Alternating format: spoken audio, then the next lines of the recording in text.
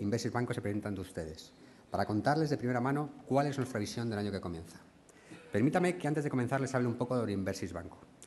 Les prometo que aunque me vean con muchos papeles no les robaré mucho tiempo. El problema es que ya me voy haciendo mayor y la letra de los papeles ahora tienen que ser más grande. Pero bueno, no les robaré mucho tiempo, de verdad. Para hablarles de Inversis, me quiero apoyar en los mensajes que incorporamos en nuestros elementos publicitarios y que básicamente son dos. El primero, solo un banco con la plataforma tecnológica más avanzada y la mayor oferta de producto de tercero es libre para hacer una gestión personal, independiente, profesional y altamente especializada, sin recomendaciones interesadas y sin conflicto de intereses. Y el segundo, así somos en Inversis Banco, independientes, transparentes y sin ningún tipo de exposición al mercado inmobiliario. En definitiva, todo esto nos hace que hoy por hoy nuestro ratio de solvencia es muy superior a la media del sector financiero. En Inversis Banco conocemos muy bien a nuestros clientes y sabemos que cada uno de ellos busca en nuestro banco algo diferente. Por eso, todo inversor que confía en nosotros tiene la libertad de elegir en cada momento el servicio donde más cómodo se encuentre. Si decide por sí mismo un cliente autogestionado, le ofrecemos la mejor plataforma tecnológica, dotada con la mayor amplitud de contenidos, análisis y así como las herramientas necesarias para que autogestione eficientemente su patrimonio financiero. Si, por el contrario, necesita la opinión de los expertos antes de tomar cualquier decisión, le ofrecemos el apoyo de nuestros banqueros especializados y agentes financieros, todos ellos con un alto grado de cualificación que le ayudarán en todo momento en el devenir de sus inversiones. Si no tiene tiempo, simplemente... En el mundo hay personas que ya han dado un paso más en su evolución. No es un cambio físico, sino mental, que se traslada a la forma que tienen de entender sus inversiones. Todos ellos con un reputado prestigio a lo largo de estos años que ustedes reconocerán por sus múltiples intervenciones en los medios de comunicación. En definitiva, esto es Inversis Banco, una entidad moderna e innovadora, ágil e independiente, tecnológicamente avanzada, con unos principios estratégicos sólidos y claramente diferenciados de nuestra competencia y, por supuesto, dirigida a cubrir las necesidades de los clientes que creen y valoran la gestión proactiva de su patrimonio financiero. Clientes como ustedes. No lo duden, nuestro único objetivo es trabajar para y por ustedes. Todo esto nos ha llevado, además de un modelo único de negocio, que seamos un modelo de éxito. Prueba de ello son los más de 50.000 clientes que han confiado en nosotros.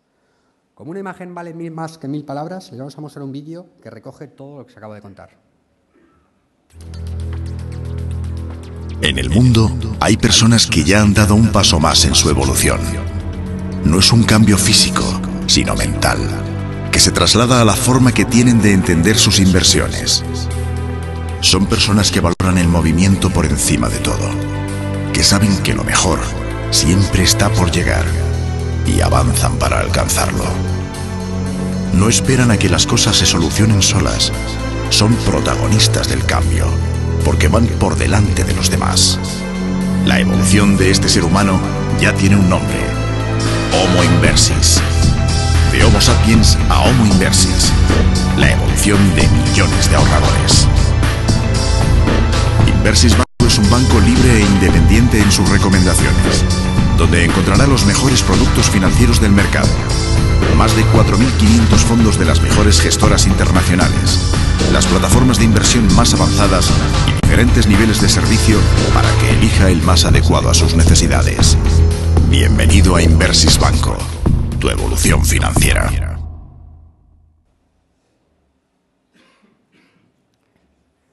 Bueno, si les parece, entremos ahora de lleno en el motivo de esta reunión y por qué les hemos convocado hoy. Nuestro objetivo no es otro que trasladarle siempre la mejor información, para que ustedes, inversores inteligentes, tengan siempre la capacidad de valorar qué puede ocurrir a lo largo del año que ofrezca en sus decisiones financieras. Y qué mejor para esta información que las gestoras que hoy nos representan y que nos acompañen para que nos den su visión. Por eso estamos aquí, por ustedes, pero no quiero extenderme más, así que pasaremos a la reunión, que es lo verdaderamente importante. La jornada estará estructurada en 3 grandes bloques. En ellos tendrán la oportunidad de escuchar a expertos de entidades como Carmignac, E&G o Inversis Banco, que nos darán su visión sobre la situación actual de los mercados, así como ven este año 2013 que acabamos de estrenar. También una cosita aparte. Como siempre, les vamos a pedir su opinión. Como verán, entre la documentación que les hemos entregado, encontrarán una encuesta donde le consultamos algunos de los aspectos de esta conferencia. Nosotros simplemente les pedimos su opinión. Por favor, a la salida, si pueden facilitarnos estos documentos, la verdad es que se lo agradeceríamos. No quiero desvelar muchas más sorpresas, así que paso a presentarles al primero de nuestros ponentes. Se trata de David Tavares, director comercial de Carmiñat Gestión. De sobra es conocido Carmiñat Gestión, una entidad independiente que tiene como única actividad la gestión de fondos de inversión. Cuenta con más de 55.000 millones de euros de gestión y está presente en 12 países. Es una de las entidades con mayor presencia en España y en los últimos años han estado entre las entidades que más han crecido en Europa. Tiene un estilo de gestión muy activa, independientemente de los índices donde negocian y donde el control de riesgo tiene especial relevancia. David, cuando quieras.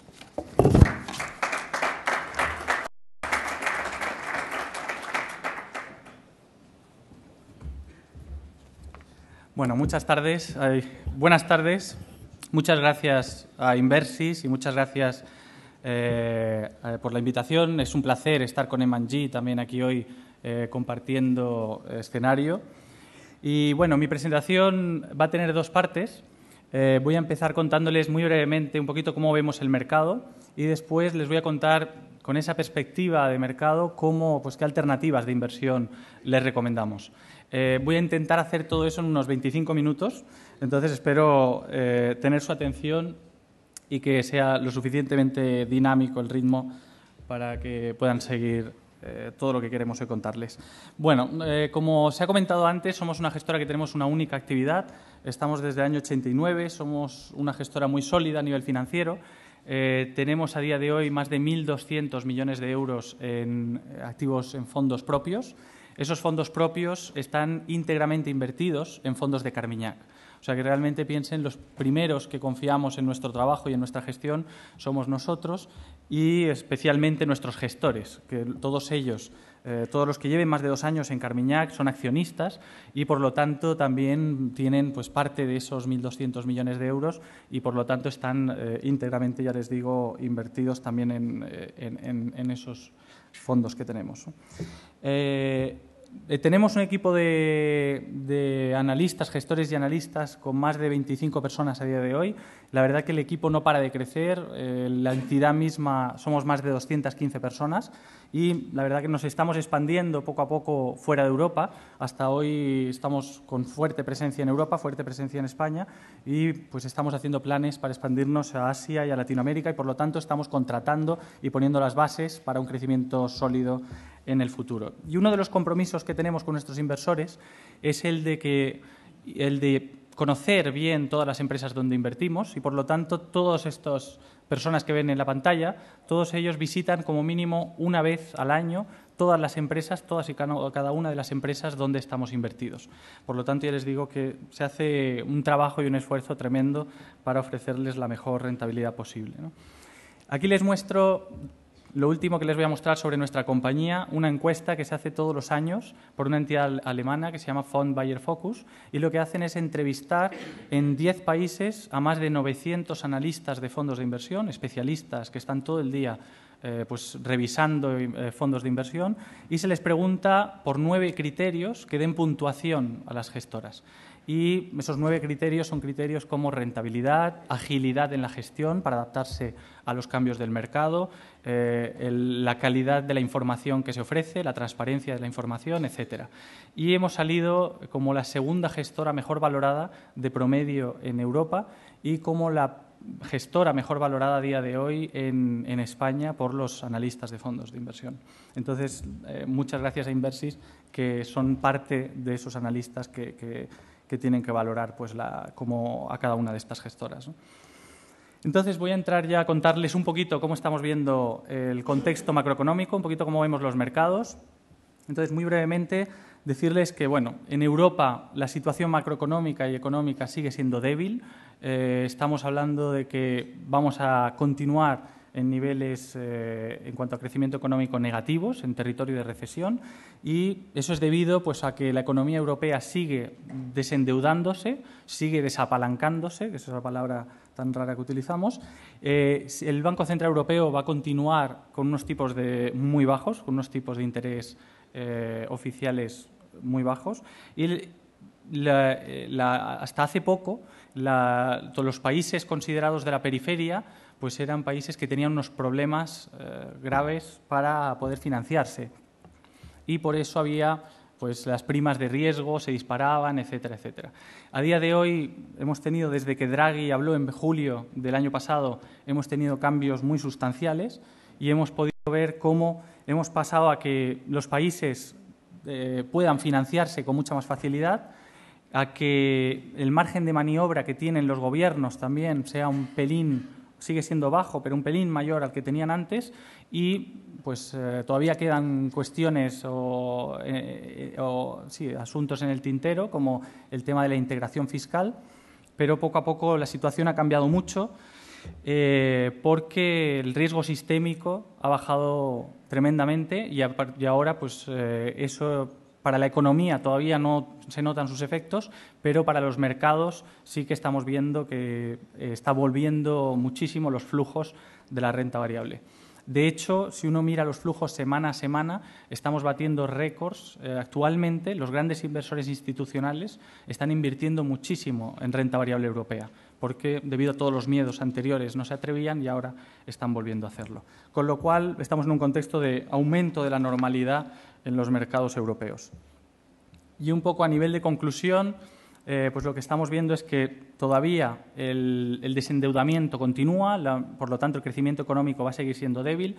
Estamos vigilantes con países como Francia, donde el año pasado perdió la AAA de calidad crediticia, y estamos muy vigilantes también con que el euro no se dispare, porque si el euro se mantiene en una franja entre el 1,25 y 1,35, es lo que estamos esperando para este año, pues pensamos que todavía el nivel de competitividad de Europa frente a otros países como Estados Unidos, pues más o menos es defendible, pero si nos vamos a unos niveles de euro-dólar muy por encima del 1,35, pues va a tener que el Banco Central Europeo tomar alguna medida más. En cuanto a Estados Unidos, han ganado muchísima competitividad, básicamente, bueno, resumiéndolo mucho, por dos cuestiones básicas. Una es que han devaluado masivamente el dólar, como ya saben, llevan varios años devaluando el dólar frente a muchas otras divisas. Y la segunda cuestión es que los costes energéticos, el coste para Estados Unidos del consumo de energía está bajando muchísimo. Como ya sabrán, se han encontrado grandes reservas de gas de esquisto y esto está haciendo pues, que Estados Unidos se habla ya de que podría ser independiente a nivel energético. O sea, que con la energía que producen en su propio país, sin tener que importar nada, podrían cubrir toda la demanda necesaria, ¿no? Todo lo que necesita su economía. Con lo cual, esos son elementos muy a tener en cuenta. El crecimiento para este año sí se espera, en este caso, que sea positivo. En el caso de Japón también se espera un crecimiento positivo. En Estados Unidos estaríamos hablando en torno al 2% de crecimiento. Y, además, tenemos también la suerte de que la FED, el Banco Central Americano, por decirlo así, está inyectando muchísimo capital, como lo está haciendo el Banco de Japón y como lo está haciendo el Banco de Inglaterra, y está apoyando muchísimo a la economía y al mercado. Y han dicho, la FED está inyectando, para que se hagan una idea, capital a un ritmo de 85.000 millones de dólares al mes, si sumamos lo que están invirtiendo en el mercado inmobiliario, en activos relacionados con el mercado inmobiliario y en bonos que emite el propio gobierno americano.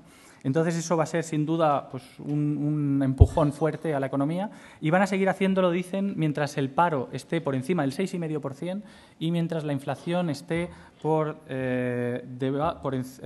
debajo del 2,5%. En estos momentos, para que se hagan una idea, el paro está en el 7,7% y la inflación está en el 1,4% todavía, con lo cual preveemos que eso va a seguir continuando. ¿Qué efectos han tenido en el pasado? Porque esta no es la primera vez que lo hacen. Ya el quantitative easing o estas políticas expansivas ya se han hecho en el pasado y aquí podemos ver una pequeña tabla donde uno puede pues, ver sus efectos tanto en varios índices, índices de renta variable global, de renta variable europea, americana y mercados emergentes. Y ahí pueden ver que unos meses después de cada quantitative easing, de cada inyección monetaria, pues han subido con fuerza esos mercados y esta vez esperamos que no sea diferente.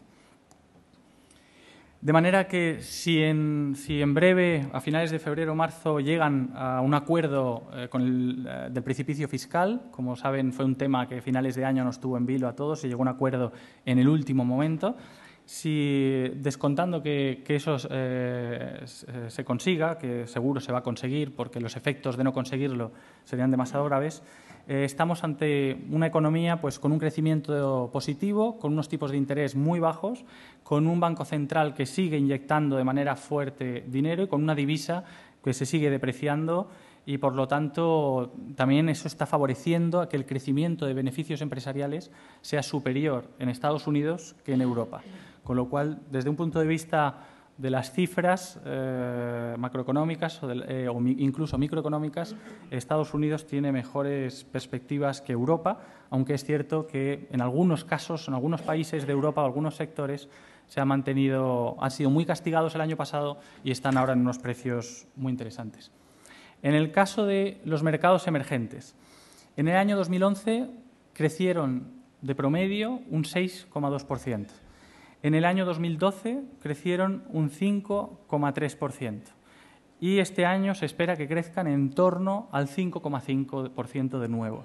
El año pasado se había hablado muchísimo de si había un debate de si China iba a tener un aterrizaje forzoso o no iba a tener un aterrizaje forzoso. A día de hoy ese debate ha quedado atrás y todo el mundo, la mayoría de analistas concuerdan en que China está teniendo un aterrizaje suave y que, por lo tanto, su economía pues, va a seguir creciendo y va a seguir tirando del crecimiento económico mundial, pese a que, ya les adelanto, nos tenemos que acostumbrar a que no crezca a tasas por encima del 10%, porque en los últimos años China ha crecido por encima del 10%, quizás debemos acostumbrarnos a tasas más en torno al 7-8%, pero aún así unos crecimientos muy interesantes comparándolo con el resto del mundo y, además, el consumo va a seguir siendo algo muy dinámico en estas latitudes.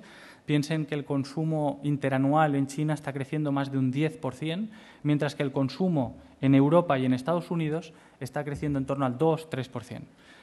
Piensen que un crecimiento del 10% sostenido en 7 años duplica su tamaño, ¿no?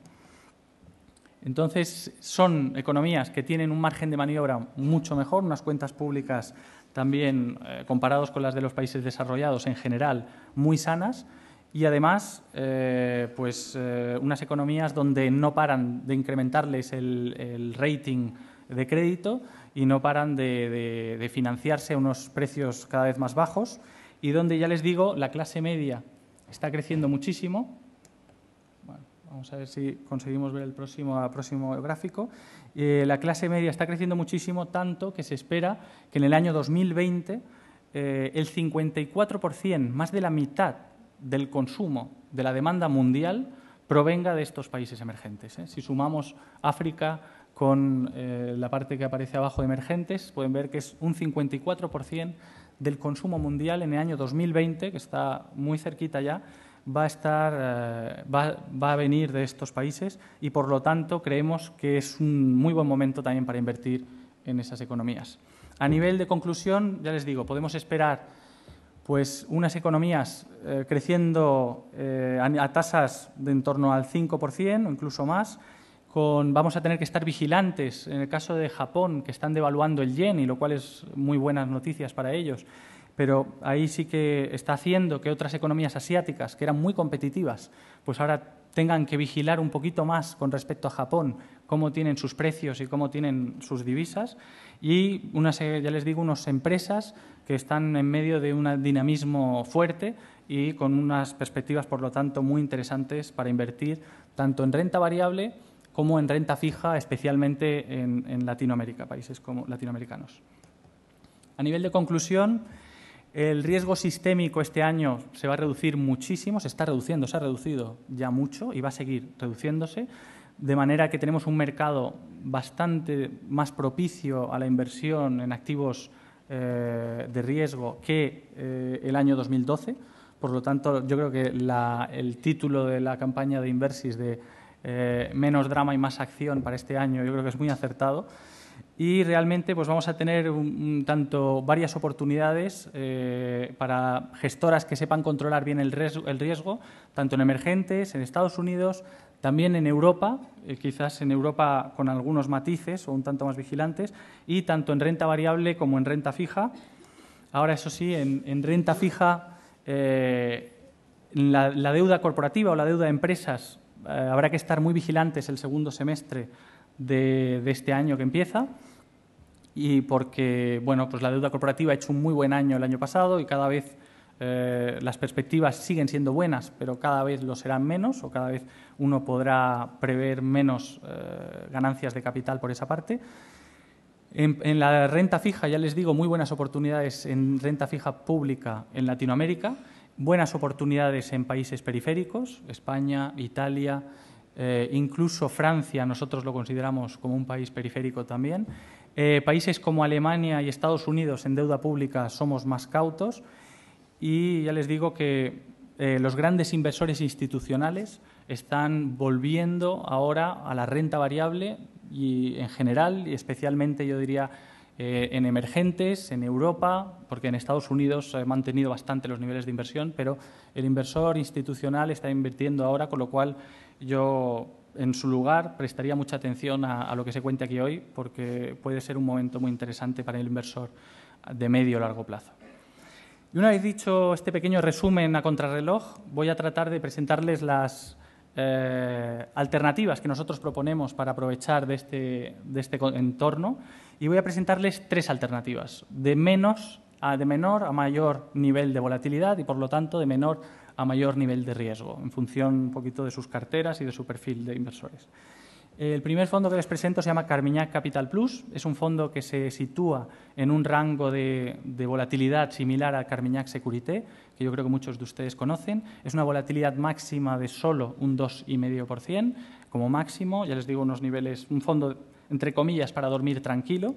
De hecho, incluso hay muchos inversores que lo están utilizando como alternativa, pues, a los depósitos, o alternativa incluso para los que quieren tomar un poquito más de riesgo que un fondo monetario, que este año pues, las perspectivas para los fondos monetarios son muy complicadas, por decirlo rápido y simple, pero realmente el que quiera dar ese pasito más, que tenga un depósito y quiera dar un paso a un fondo, pues podría ser una muy buena alternativa. Y ya les digo, el objetivo del fondo es conseguir, mediante preservación de capital, una rentabilidad máxima y con un horizonte de inversión en torno a 2 años, sin superar esa volatilidad del 2,5%. Los resultados, bueno, ¿cómo lo hace? Primero les voy a contar cómo lo hace y luego les voy a mostrar los resultados.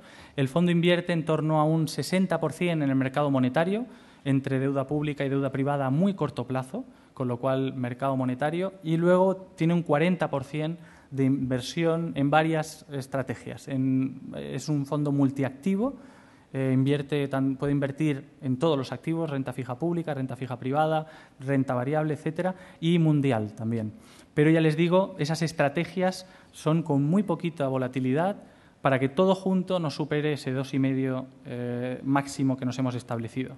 Y los resultados, pues el año pasado ha conseguido una rentabilidad de un 4,9%, y a 2 años la rentabilidad es superior al 9% en los últimos 2 años. Y fíjense debajo, si se fijan, pueden ver que la volatilidad ha estado por debajo del nivel del 1% incluso. O sea que realmente el gestor lo ha conseguido, pues, con una gestión del riesgo muy, muy reseñable. La segunda opción que les presento es Carmignac Euro Patrimoine. Este es un fondo, la verdad, muy poco conocido en España. El nombre se parece mucho a Carmignac Patrimoine, que muchos de ustedes conocerán, pero es un fondo un tanto diferente porque no invierte en renta fija. La mayor parte de su cartera está invertida en renta variable europea, pero lo que hace el fondo, mediante estrategias de valor relativo, lo que hace es que no tenga un comportamiento tan direccional. O sea, no va a seguir tan de cerca lo que hacen los mercados. Hemos tenido unos mercados en Europa muy complicados en los últimos años, y este fondo, ahora verán, los resultados que han conseguido han sido muy por encima de cualquier índice de renta variable europea que puedan encontrar. La exposición a renta variable real del fondo se mueve entre el 0 y el 50%, como Carmignac Patrimoine o Carmignac Emerging Patrimoine, entre 0 y 50 en todo momento, y con una volatilidad también entre el 4 y 6%, muy similar también a la de Carmignac Patrimoine que muchos de ustedes conocen. Pero estamos hablando, ya les digo, fíjense aquí, desde que empezó el equipo de gestión actual en enero de 2009, ahí hemos puesto los datos desde el 31 de diciembre de 2008, desde que empezó este equipo ha conseguido una rentabilidad acumulada de más de un 27%, y solo invierte en renta variable europea. y piensen que la renta variable europea ha tenido unos años muy complicados. Si ahí lo comparamos, la rentabilidad media anualizada del fondo frente al Eurostoxx 50, por ejemplo, es de un 6,3 frente a un 1,3 del índice Eurostoxx 50, o sea, una diferencia muy notable, y con una volatilidad 4 veces inferior a la del índice Eurostoxx 50. Con lo cual, ya les digo, una rentabilidad muy superior en el largo plazo con una volatilidad muy inferior. La idea es empezar a invertir en renta variable, poner un pie en el mercado, pero sin asumir las volatilidades que a veces nos encontramos por el camino. Y ya para acabar, les voy a presentar Carmignac Emerging Patrimoine, que puede que muchos de ustedes ya conozcan, que también pensamos que este año va a ser una muy buena alternativa de inversión. Es un fondo que invierte como mínimo el 50% en renta fija emergente a nivel mundial y el resto se va a invertir en renta variable emergente, también en cualquier país del mundo. El objetivo era unar dos de nuestras mejores experiencias o ámbitos de experiencia, que eran la gestión de fondos flexibles, mixtos flexibles, y fondos donde la preservación de capital es un elemento importante, y por otro lado nuestra experiencia de inversión en mercados emergentes. Nosotros invertimos desde el año 89 en mercados emergentes, con lo cual es un ámbito que conocemos bastante bien.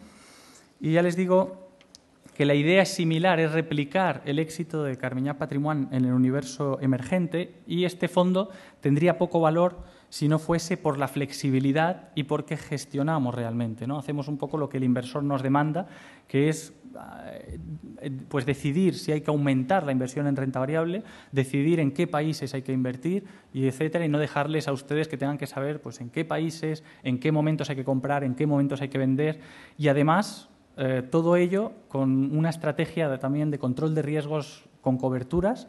Nosotros tenemos experiencia, una amplia experiencia en varios fondos desde hace ya muchos años de utilizar coberturas para reducir la volatilidad y reducir también las caídas. Y en este fondo, pues, como les digo, se ha utilizado mucho en el pasado y con mucho éxito. Todas estas son las variables que podemos regular. Ahí pueden ver que podemos decidir pues, qué nivel de sensibilidad a la renta variable queremos tener. Piensen que una sensibilidad negativa les permite que incluso en un contexto adverso para la renta fija, un contexto de alza de tipos de interés, el fondo pueda obtener rentabilidades positivas. Eso es algo muy importante porque no todos los fondos tienen esa flexibilidad. La posibilidad de poner más o invertir más en deuda pública o invertir más en deuda corporativa, en deuda de empresas. Podemos también decidir entre 0 y 50% qué nivel de renta variable queremos tener y después, evidentemente, en qué sectores. Sectores más cíclicos, sectores más defensivos. Y una vez más, todo esto, la teoría es muy bonita, pero hay que ver los resultados. Y ahí tiene el gráfico de resultados, donde pueden ver desde que se lanzó el fondo, el 31 de marzo de 2011, ahí pueden ver que el fondo en cuestión, poco más de año y medio, ha conseguido una rentabilidad de un 12%, superior al 12%, frente a un 8% que ha conseguido su índice de referencia y frente a un negativo, un -3%, que ha conseguido la renta variable, las acciones emergentes a nivel mundial. Con lo cual ya ven que entre invertir en un índice de emergentes, un fondo 100% renta variable, y invertir en un fondo de este tipo, pues la diferencia ha sido muy notable y, de hecho, este es el fondo que más está creciendo en su categoría a nivel europeo.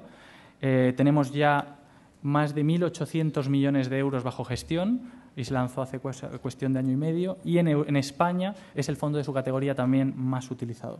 Para quien tenga Carmignac Patrimoine y se esté preguntando, o tenga el Emerging Patrimoine y me diga, oye, el Euro Patrimoine lo ha hecho muy bien, parece interesante, pero no será repetitivo, no voy a invertir en lo mismo, quizás si todos se llaman iguales porque hacen lo mismo, pues ya les digo que nosotros, una de las cuestiones que tenemos muy en cuenta a la hora de gestionar es que dentro de la misma gama, de esta gama de fondos Patrimoine, las inversiones, las empresas donde invertimos, los sectores, los países sean diferentes y sean complementarios. Y una manera de medirlo matemáticamente es con la correlación, ¿no? Que es viendo un poco si esos fondos se comportan de manera igual o diferente. Entonces pueden ver que Patrimoine y Emerging Patrimoine tienen una correlación inferior al 30% con Carmignac Euro Patrimoine. ¿Cómo se interpreta ese dato? Pues quiere decir que un 70% de las veces o más el fondo se mueve de maneras diferentes. Y pese a eso, ya han visto que las rentabilidades de los tres han sido muy positivas. De hecho, aquí debajo hemos hecho una pequeña simulación de la cartera equiponderada, que sería invirtiendo 1/3 en Carmignac Patrimoine, 1/3 en Emerging Patrimoine y 1/3 en Carmignac Euro Patrimoine, y el resultado que obtenemos es de más de un 20% de rentabilidad, superior no solo a los fondos individualmente, sino superior a muchos de los índices de mercado en estos últimos meses.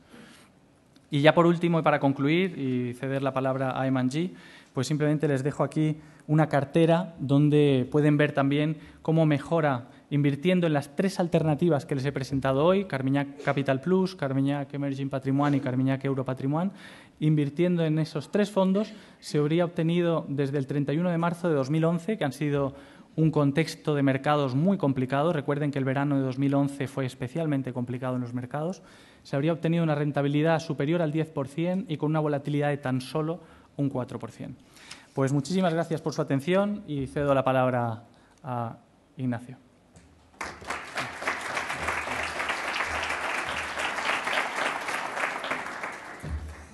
Muchas gracias, David, por la intervención. Empezaremos el segundo bloque. Para ello, como ha comentado David, contaremos con Ignacio Rodríguez, director general de M&G en España. Como sabe, M&G es una de las principales gestoras británicas que gestiona más de 270.000 millones de euros. Lanzó su primer fondo en 1931 y todavía sigue combinando la tradición y la innovación en los productos que ofrece al inversor español. Ha sido una de las gestoras que más ha crecido en los últimos años a pesar de la crisis, y su gama incluye desde fondos tradicionales de renta fija y bolsa hasta fondos multiactivos y flexibles para cubrir la demanda de todo tipo de inversiones. Ignacio, cuando quieras.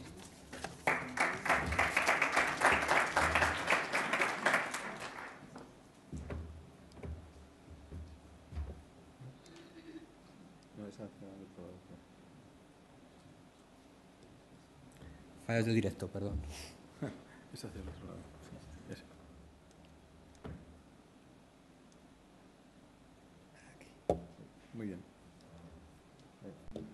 Aquí. Vale.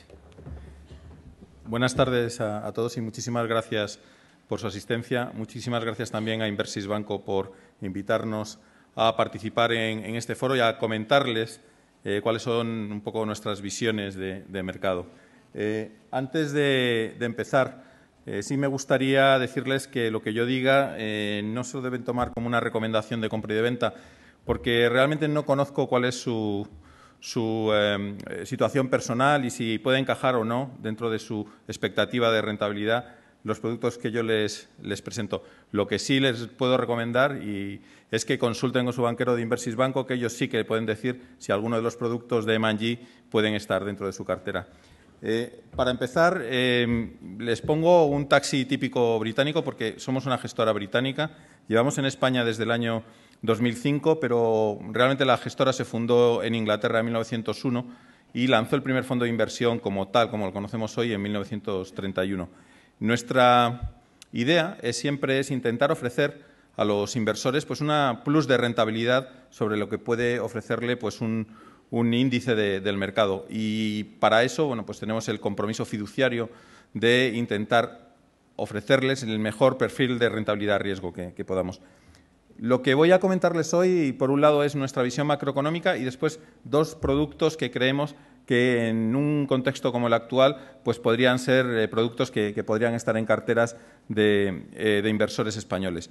Por un lado, el M&G Optimal Income y, por otro lado, M&G Global Basic. Son 2 productos muy diferenciados y después les daré más indicaciones. Antes, me gustaría, como casi todos los años al principio, ¿qué es lo que podemos esperar de 2013? Realmente es casi imposible saber lo que va a pasar con los mercados. Ojalá lo supiéramos. El año pasado parecía que iba a ser un año complicado. Efectivamente, fue un año muy complicado y, en cambio, hemos tenido rentabilidades de 2 dígitos en bonos de alto rendimiento, más del 20%, en bonos corporativos, más del 10%, en bolsas europeas, más del 20%. Casi lo único que ha ido mal ha sido el IBEX, que esperemos que este año no, porque sé que el IBEX es algo que siguen muchísimo los inversores españoles, pero el año 2012 fue un año realmente bueno para los inversores. ¿Qué podemos esperar para 2013?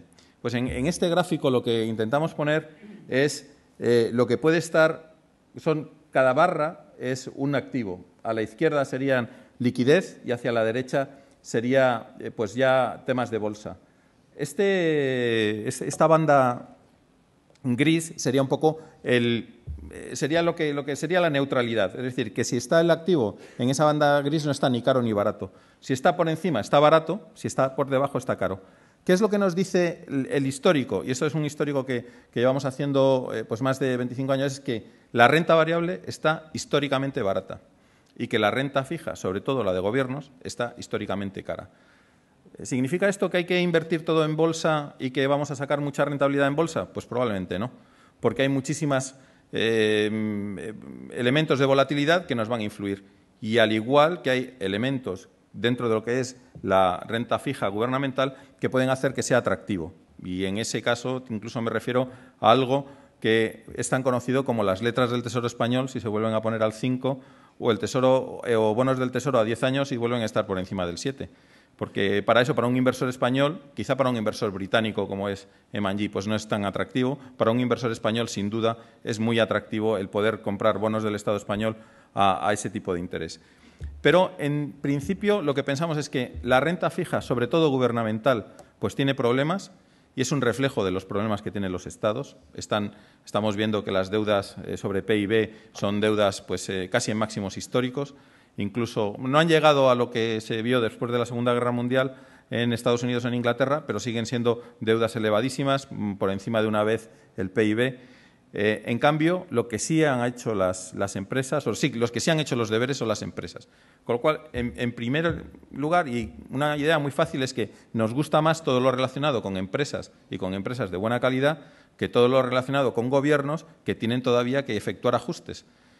Se han hecho muchos ajustes, se han subido muchos impuestos, se han hecho muchas políticas monetarias laxas en Estados Unidos y en Inglaterra, pero todavía no vemos la salida del túnel en ese aspecto, ¿no? Y estaba hablando antes David acerca de la Reserva Federal y dice que no va a subir tipos de interés. Nosotros lo compartimos hasta que no baje el paro, hasta que no empiece a crecer Estados Unidos, pues por lo menos a su potencial, que es en el entorno del 3%.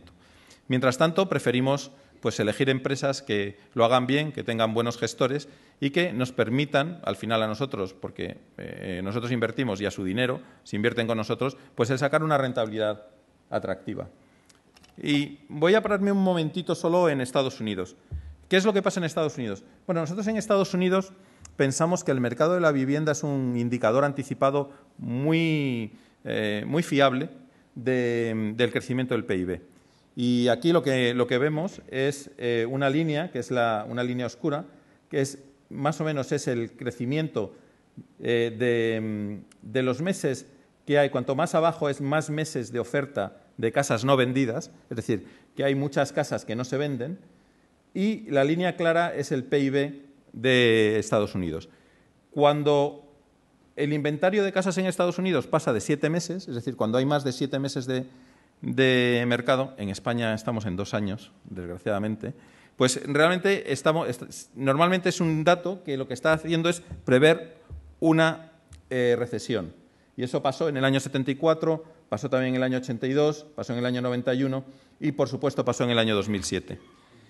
Y, en cambio, cuando se acerca al entorno de 4 meses, lo que vemos es crecimientos muy potentes del PIB americano.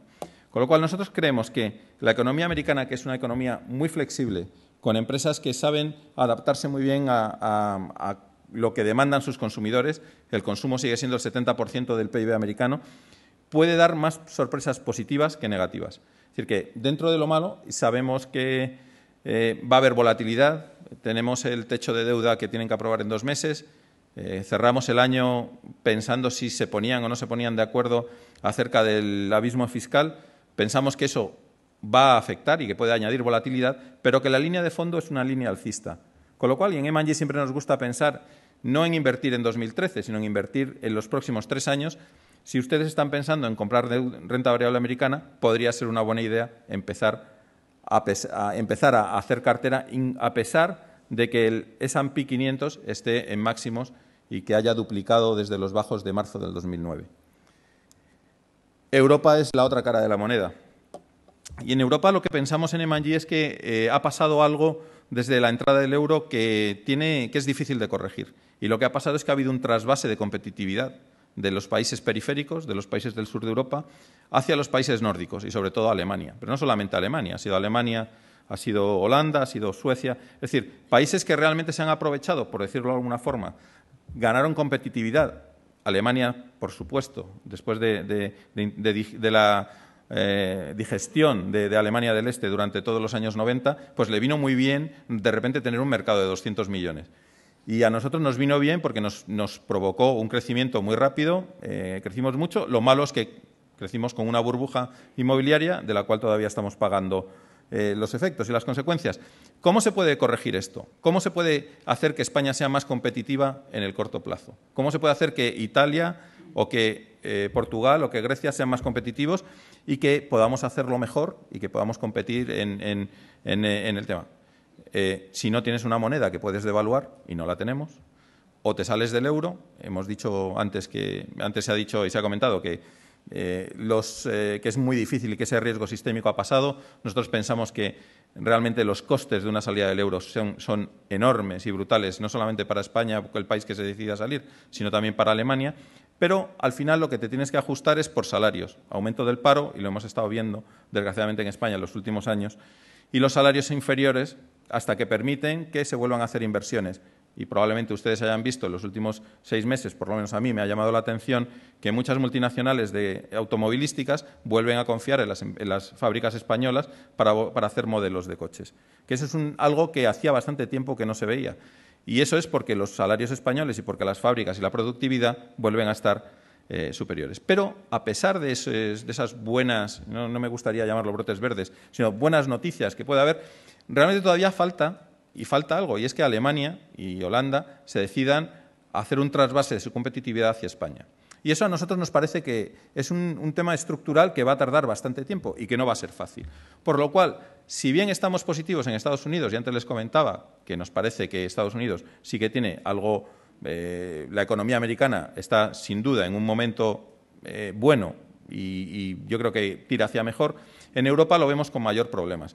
Sin embargo, hay empresas en Europa, y eso sí que está claro, que están exportando, que sí que han hecho los deberes, que sí que tienen una buena gestión y que para una renta variable, pues incluso tan castigada como puede ser el IBEX, considerando que hay muchas empresas que no son españolas por su cuenta de resultados, sino que son globales, pues puede ser una buena oportunidad. Pero sin duda vemos que en Europa sigue habiendo problemas estructurales.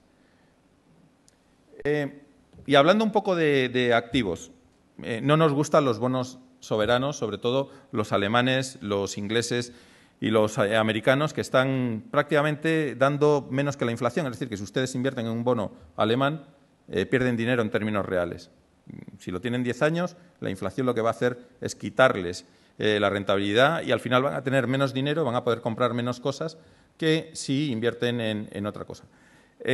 Pensamos que los bancos centrales, y todos los bancos centrales, están cambiando su método y estamos volviendo a algo que el sistema que se vio después de la Segunda Guerra Mundial. Antes les comentaba, cuando acabaron Estados Unidos e Inglaterra la Segunda Guerra Mundial, tenían una deuda sobre PIB de 2,5 veces. Es una deuda enorme que ¿cómo la cambiaron o cómo la quitaron? Pues no es que la cancelaran, sino que en términos reales lo que hicieron fue provocar inflación. Los bancos centrales, la Fed y el Banco de Inglaterra, tuvieron tipos de intervención por debajo de lo que era la inflación, y eso funcionó hasta los años 70, que hubo la hiperinflación y que fue cuando se corrigió a partir del año 81, se volvió a corregir y se pusieron los tipos por encima de la inflación. Pero esos 25 años que hubo de inflación superior a los tipos de interés, lo que provocó es que en términos reales la deuda esa de 2,5 veces PIB pues desapareciera. ¿Y eso qué empuja? Pues que los tipos realmente, la deuda no sea tan atractiva. Y que al final, si hay mucha inflación, la deuda, sobre todo gubernamental, no va a ser muy atractiva. A nosotros nos gustan los bonos corporativos y nos gustan la deuda ligada a inflación. Eso sí nos gustan. Los bonos gubernamentales que están cotizados casi a la perfección, pues la verdad es que preferimos dejarlos un poco de lado. Es cierto que el año pasado los bonos corporativos y los bonos de alto rendimiento, también habrán oído que se llaman high yield, dieron los bonos corporativos en torno a un 13, el high yield por encima del 20. ¿Es un año que vamos a ver lo mismo? Les digo que probablemente no. Es un año, como dicen los británicos, de carry, es decir, es un año de cupón. Y es lo que puede darte el cupón con alguna alegría por ganancia de capital. Pero va a ser un año muy de cupón. Y un año muy de cupón significa que probablemente estemos hablando de alto rendimiento en torno al 7% y de bonos corporativos, si lo haces muy bien, en el entorno del 4%. Si hay mucha volatilidad y te aprovechas de esa volatilidad, pues puedes sacar algo más. Pero no esperen sacar en renta fija las rentabilidades que sacaron el año pasado. Es algo que es un mensaje que creo que es importante. Sin embargo, seguimos pensando que es una buena opción. ¿Por qué? Y esto es un gráfico que quizá sea un poco complicado, pero lo que estamos viendo es el nivel de impagados en estas pequeñas cuadritos oscuros, que es en AA. Ahora todo el mundo sabe lo que es una agencia de calificación, el AA, el A, el BBB. Bueno, pues son lo que suele impagarse en 5 años. Como ven, en AA, que es de alta calidad, pues no impaga casi nada, es 0,3%, y en BBB en torno al 2% en 5 años. ¿Qué es lo que nos están diciendo los diferenciales de crédito cuando estamos viendo los diferenciales europeos? Pues que en el euro estamos casi en 18 veces y media el BBB. Es decir, que el mercado está descontando que impagan 9 veces más que la media que se ha impagado desde el año 70. Nos parece que es muy exagerado. Nos parece que comprar bonos corporativos, el riesgo que estamos asumiendo al comprar bonos corporativos, nos está siendo pagado por el diferencial que nos están ofreciendo. Por lo tanto, siendo muy selectivos, y en M&G lo somos porque tenemos un equipo de analistas de más de 25 personas que solo se dedican a analizar empresas y los bonos de empresas, y los ratings de las agencias de calificación que tan denostadas, nosotros no nos los creemos mucho, preferimos hacer nuestro propio rating, con lo cual cualquier bono que esté dentro de una cartera de M&G tiene un rating que está hecho por M&G. Y nos parece que hay muy buenas oportunidades y creemos que, a pesar de que no vamos a dar tanto como el año pasado, sí que pueden ser rentabilidades atractivas en renta fija corporativa. Los bancos, la gran historia. Los bancos han tenido muchos problemas. Voy a pasar. Los bancos realmente no son compañías de alta calidad. Se han comportado como compañías de muchísimo riesgo. Y con razón. El mercado es soberano, tiene razón, y la verdad es que lo hemos visto en España, desgraciadamente, con las cajas de ahorro y sobre todo cajas de ahorro, que son bancos que han tenido, o entidades financieras, con muchísimos problemas de balance. El mercado ha considerado que todo el sector es un sector de alto riesgo, y realmente lo que pensamos es que, aun siendo extremadamente cautelosos, y seguimos siendo muy, muy cautelosos con los bancos, pensamos que el mercado ha sobrereaccionado y que empieza a haber alguna oportunidad dentro de bancos, normalmente campeones nacionales, normalmente con balances muy saneados, que nos pueden ayudar a sacar un poco más de rentabilidad. En M&G hemos tenido muy pocos bancos desde el inicio de la crisis. Hemos estado, por decirles una cifra, normalmente si ustedes van al mercado europeo de bonos, el 50%, entre el 40 y el 50%, dependiendo del índice que tomen, son bonos de bancos. Nosotros hemos tenido en el Optimal Income, que es el fondo nuestro de referencia, pues menos del 20% y muchas veces en el entorno del 10%. Es decir, que hemos estado muy infrapesados en bancos y ahora el gestor poco a poco está aumentando un poco el peso. ¿Por qué? Porque se ha metido mucho dinero, se han saneado, en España sin duda, en Europa todavía falta algún país de los muy grandes que tiene que hacer alguna reforma más, pero realmente sí que hay bancos que están demostrando que han salido, que tienen fortaleza de balance y que empiezan a ser pues atractivos, todavía no totalmente reconocidos por el mercado. Vamos a ver si... Parece que hay veces... Bueno, y vaya, un poco como resumen de la visión macroeconómica, ¿qué podemos esperar? Bueno, lo que creemos es que la economía de Estados Unidos puede dar sorpresas positivas, que puede estar mejor de lo esperado. Por ese lado estamos positivos. Que creemos que Europa se enfrenta todavía a problemas estructurales y por eso estamos más negativos en Europa, en términos generales. Creemos que la renta variable ofrece para el inversor a largo plazo una oportunidad histórica y creemos que, después se lo diré lo que piensa nuestro gestor de M&G Global Basics, pero piensa que podemos estar ante un momento, después de 10 años de casi sin no retornos, de años muy buenos para renta fija. El crédito corporativo todavía, a pesar de que ha corrido mucho, como dicen en los correos, todavía tiene oportunidades y, cuidado con el sector financiero, es atractivo, pero la selección de nombres ahí va a ser la clave. Una vez que les he comentado brevemente el tema de nuestra visión macroeconómica, sí me gustaría comentarles dos fondos. Uno es el M&G Optimal Income, es uno de los fondos que más hemos distribuido en España en los 2 últimos años. Está gestionado por Richard Bulno, que es uno de los mejores gestores, no porque lo diga yo, sino reconocido también en Inglaterra, de renta fija, y con más de 26 años de experiencia. Y es un fondo que es muy flexible y al final lo que intenta es batir a los otros activos de renta fija. Intenta batir a gobiernos, intenta batir a crédito, intenta batir también al high yield o al alta rentabilidad. Y lo que se basa es en la selección de bonos, en la selección de compañías y después también muy bien en cómo juega la curva, si prefiere el corto plazo o el largo plazo en temas de duración.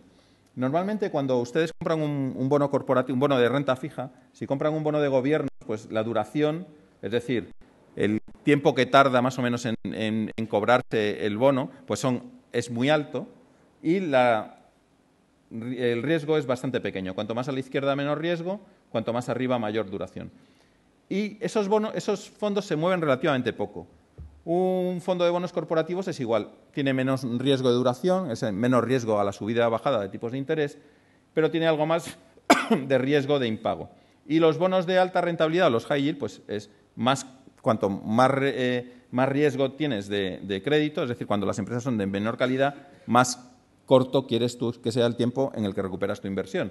Con lo cual, bueno, pues te puedes mover un poco entre 3 años, 3 años y medio, etcétera. Lo que intentamos nosotros hacer con M&G Optimal Income es cubrir todo ese espectro. Y lo que hacemos es que un solo fondo, en el cual ustedes no se tengan que preocupar si es el momento de comprar renta gubernamental, si es el momento de comprar high yield, si es incluso el momento de meter algo de equity en mi cartera, el fondo lo haga por usted y lo haga con una persona como Richard Bulno, que es un gestor de los más avezados, digamos así, en renta fija. Además, por supuesto, tenemos un control de riesgos muy importante porque lo que nos interesa es que el gestor sea totalmente consciente del riesgo que está asumiendo cuando está comprando o vendiendo bonos. Ahora mismo, la visión de Richard es un poco la que he comentado, más positivo en Estados Unidos en crédito que en Europa. Está positivo, algo positivo en renta variable, con lo cual, aunque tiene un límite del 20%, pues ha ido subiendo y está en torno al 9% de renta variable ahora, que es alto para su media. Y dentro de crédito está más hacia la triple B, es decir, no llega a ser high yield, pero sí menor calidad crediticia, cree que hay bastantes oportunidades y, sobre todo, también está incrementando el peso en bancos. El fondo es muy flexible en términos de duración, pero, sobre todo, lo que nos interesa es cómo lo ha hecho desde el lanzamiento. Desde abril del 2007, que se lanzó, pues el fondo ha dado un 64,78%, el año pasado acabó con un 13% y realmente sí que ha batido pues, tanto a high yield como a gobiernos, como a la media de su categoría. Es un fondo que, ya les digo, no podemos esperar que dé retornos de 2 dígitos, no podemos esperar que siempre dé positivo. Es un fondo que puede tener rentabilidades negativas, como tuvo en 2008, pero creemos que es un fondo que es bastante coherente para alguien que quiera tener una posición dentro de lo que es renta fija y que se la estén gestionando de un modo activo. Y, por último, lo que quiero hablar es brevemente de renta variable en los últimos 3 minutos, que es de M&G Global Basics. El gestor, que es también un gestor con más de 20 años de experiencia dentro de M&G y lleva desde el año 2000 desde el lanzamiento, gestionando en M&G Global Basics, cree que ahora mismo, que esta línea verde clarita, estamos repitiendo muchos de lo que pasó a primeros de los 90. Y lo que pasó a primeros de los 90 fue que hubo mucha volatilidad, en el año 87, después el año 90 también, Estados Unidos en recesión, pero desde finales de los 90 hasta el año 95, pues prácticamente se duplicó la renta variable. Él está muy optimista. Yo no voy a decir que yo sea tan optimista, pero el gestor dice, no sé cuándo va a empezar a tirar la renta variable, pero lo que sí sé es que las valoraciones, cómo está la calidad de las empresas, cómo está la calidad de los balances, me parece que estamos a las puertas de ver un rally continuado y multianual o plurianual dentro de lo que es la renta variable. Y él está realmente muy, muy optimista. ¿Qué es el fondo de M&G Global Basics? Pues es un fondo que invierte sobre todo en compañías relacionadas con materias primas y compañías basadas con consumo, sobre todo con consumo emergente. compañías bien financiadas, desde mineras a compañías globales, que sean modelos comprensibles, que tengan activos no ficticios, sino que tengan activos reales y que soporten o que sean realmente que sigan unas tendencias a largo plazo. Es un fondo, como les decía, que se lanzó en el año 2000 y que, a pesar de la burbuja tecnológica, a pesar de la caída de Lehman, a pesar de la crisis soberana, pues sigue dando mucho más que lo que es un fondo tradicional de renta variable. Es decir, que una década perdida para la renta variable, o 11 años perdidos prácticamente para la renta variable, el fondo pues prácticamente multiplicó por 3 el valor inicial de lanzamiento. ¿Y qué es lo que hace? ¿Y dónde invierte? Pues cuando empezó, invertir sobre todo en infraestructura y materias primas, porque son los países emergentes los que tienen 3.000 millones de personas que están accediendo a un nivel de vida similar al que disfrutamos nosotros, y ahora cada vez más le está dando más peso tanto a comida o a agricultura, como a bienes de consumo, incluso como a bienes de marca o temas de forma de vida. Es decir, es un fondo que es global, que invierte en compañías normalmente no emergentes, sino en compañías que están cotizadas en mercados desarrollados, que tienen pues los mismos o los más altos estándares en cuanto a auditoría, en cuanto a gestión, etcétera. Y la verdad es que es un fondo que ahora mismo es una forma de tener exposición a mercados emergentes sin estar invertido directamente en mercados emergentes. Estos son algunos ejemplos como Colgate o PC Carson, que son compañías que cotizan en Reino Unido o en Estados Unidos, que tienen más del 50% de su cuenta de resultados que está en mercados emergentes. Porque eso, los mercados emergentes, va a ser uno de los grandes, temas que van a dirigir el crecimiento en los próximos años. Realmente, todo lo que se hace en países emergentes, y si alguno de ustedes es empresario, sabe que todo lo que están haciendo países emergentes pues tiende a caer de precio. Es casi imposible competir con países emergentes produciendo. En cambio, y eso lo vimos con el precio de las televisiones, yo me acuerdo cuando me casé hace ya 20 años, una televisión costaba más, y era una televisión que pesaba 80 kilos y tenía una pantalla de 22 pulgadas, valía como 3 veces lo que vale una televisión plana que tiene absolutamente todo lo más moderno. Y han pasado 20 años, no les digo la inflación que ha habido, y lo que debería valer 6.000 euros o 7.000, vale, en vez de 2.000 euros, vale 800. Es algo que, ¿por qué pasa? Porque lo han empezado a fabricar en países emergentes. Los teléfonos móviles igual, el tema de los laptops o de los portátiles, 3/4 de lo mismo. En cambio, todo lo que necesitan los países emergentes sube. ¿Por qué está China comprando todo lo que puede en materias primas en África y en América? Porque saben que para su crecimiento necesitan materias primas, necesitan cobre, necesitan estaño, necesitan petróleo. Y eso es lo que está pasando. Entonces, si estamos en el lado derecho de la transparencia, estaremos en el buen lado. Si estamos en el lado izquierdo, estaremos en el malo.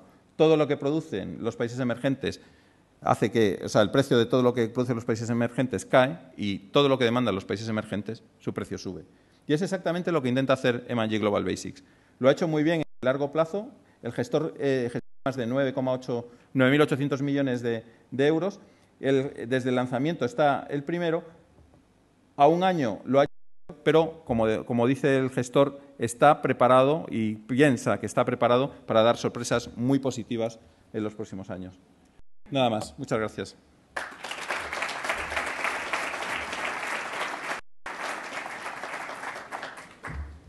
Muchas gracias, Ignacio.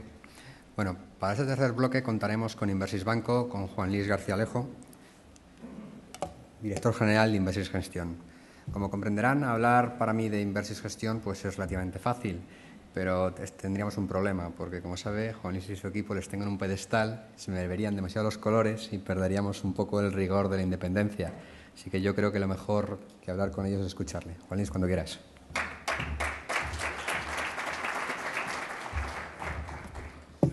Bueno, muy buenas tardes a todos. Yo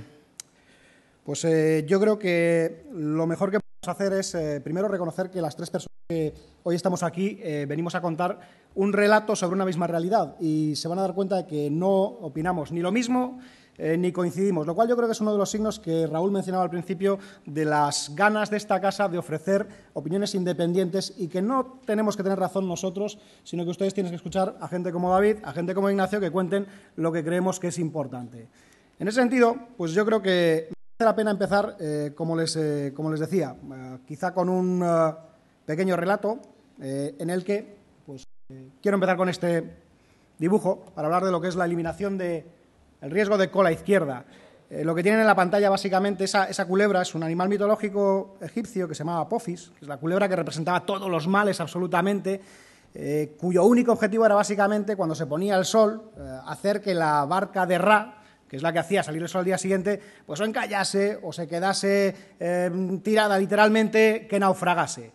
Y era una amenaza que era francamente inquietante para los egipcios y, sin embargo, conseguían que el gato que tienen, es un gato, lo prometo, que tienen a la izquierda, Miuti, que es otro personaje, es el gran gato de Heliópolis, pues consiguiera parar esas intenciones. El gran mal que podía hacer esa serpiente, que el sol no saliera y acabar con la civilización, era un miedo, un temor que tenían los egipcios que básicamente nunca se concretaba. Era improbable, pero su efecto de ocurrir pues hubiera sido francamente bastante malo. Dicho lo cual, pues yo creo que hay que hablar de nuevo, eliminar el con la izquierda, y si nos hace caso el cacharro, de algo que ustedes habrán visto. Esto es una curva normal. ¿Qué es lo normal? Que la bolsa sube un poco, baja un poco. Esto quiere decir que la mayoría de los eventos se localizan en la mitad, en la parte de la joroba. Hay luego cosas que son muy positivas. Jugamos todos los días a la lotería, pero no nos toca. Estamos en la mitad de la joroba. Nos toca. Estamos en la parte de la derecha. La parte de la izquierda, en términos de lotería, no existe. Tendría que ser algo así como nosotros pagamos los premios de aquellos a que le han tocado. Pero esto en la lotería no existe. Entonces, lo que hay que tratar de alguna manera de ver es qué tipo de eventos hay aquí. Yo creo que ustedes ya los han podido más o menos identificar. Apophis no solo es la culebra que han visto. Apophis también se lo han puesto, lo sabrán ustedes, a un meteorito que tiene una órbita parecida a la de la Tierra y que se ha especulado con que podía chocar con la misma en el año 2029 o en el año 2036. Bueno, eso es un evento negativo, improbable, pero cuya ocurrencia tiene unos efectos que son absolutamente catastróficos. No se preocupen, no va a chocar. Eso es lo que dice la NASA. Vamos a ver. Más efectos catastróficos. El Real Madrid gana la Liga. Es improbable. Digo que es catastrófico y perdónenme porque no estoy dispuesto a soportar a Mourinho pelearse con la prensa otro año más. Ya en serio, yo creo que sí que hay algunos elementos que son de aquellos que merece la pena mencionar. Estos tres.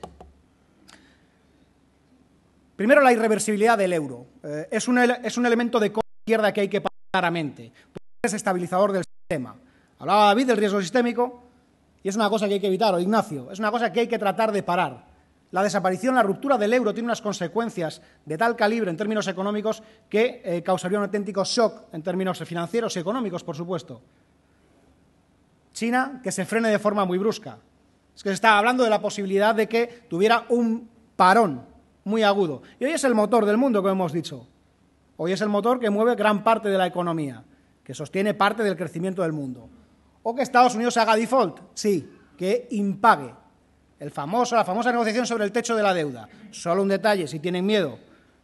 Desde el año 60 se ha modificado, redefinido o acordado sobre el techo de la deuda 78 veces. 49 de ellas bajo un presidente de la Cámara republicano. Las probabilidades de que ocurra un default por la no negociación son pequeñas, pero existen. Estos tres elementos son de aquellos que nos han estado dando la vida durante bastante tiempo y que son de los que hay que, de alguna manera, controlar. El año pasado lo decíamos y lo recordarán los que estaban aquí. Es tiempo para los políticos, es tiempo para que hablen, es tiempo para que actúen. No era tanto de la economía, se trata de riesgos de cola izquierda que hay que frenar. Tardaron en actuar, sin ningún tipo de duda.